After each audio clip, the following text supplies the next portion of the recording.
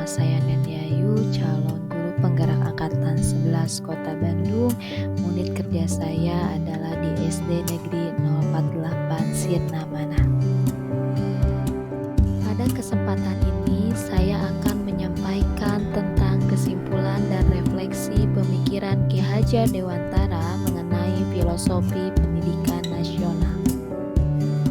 Setelah saya mengikuti eksplorasi dan juga diskusi bersama dengan rekan-rekan mengenai konsep pemikiran Ki Hajar Dewantara tentang filosofi pendidikan nasional, ada beberapa kesimpulan yang dapat saya peroleh.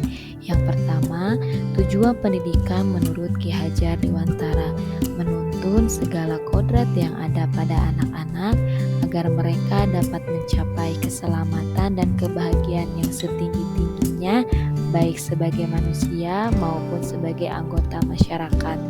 Oleh sebab itu, pendidikan itu hanya dapat menuntun tumbuh atau hidupnya kekuatan kodrat yang ada pada anak-anak, agar dapat memperbaiki laku bukan dasarnya hidup dan tumbuhnya kekuatan kodrat anak.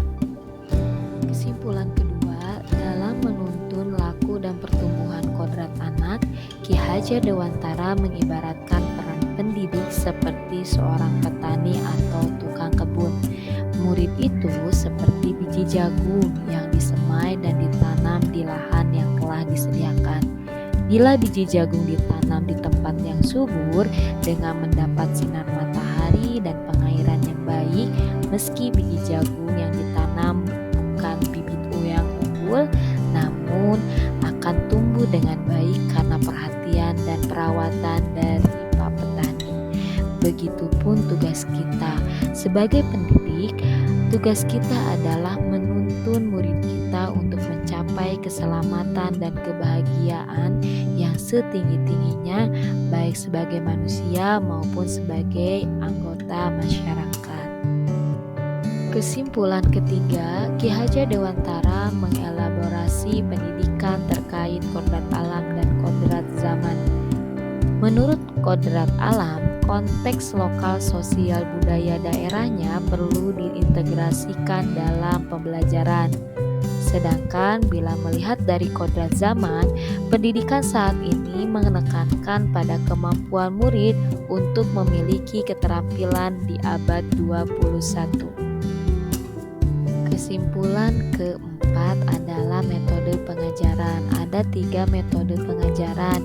Yang pertama adalah Montessori, di mana metode ini yang diutamakan adalah pelajaran panca indera. Yang kedua adalah Froebel, di mana metode ini yang diutamakan pada permainan anak-anak dan kegembiraan anak-anak. Yang ketiga adalah taman siswa, memakai metode Montessori dan Froebel. Akan tetapi, pelajaran panca indera dan permainan anak-anak tidak bisa dipisahkan menjadi satu kesatuan dalam proses pembelajaran. Kesimpulan kelima adalah guru dan murid berelaborasi untuk menciptakan kedalaman spiritual, intelektual, dan sosial untuk mencapai keselamatan dan kebahagiaan sebagai manusia. Kesimpulan terakhir, murid dan guru merdeka belajar yang berkolaborasi bersama menggali dan mengembangkan potensi dan mengakomodasi karakteristik masing-masing untuk mewujudkan student well-being. Kemudian ada beberapa pertanyaan pemantik yang harus saya jawab agar kedepannya saya bisa menjadi guru profesional.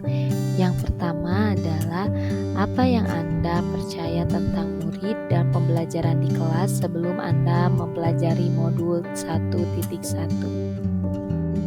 Sebelum mempelajari modul 1.1, pembelajaran yang saya lakukan terfokus pada aspek kognitif tanpa terfokus pada aspek yang lainnya.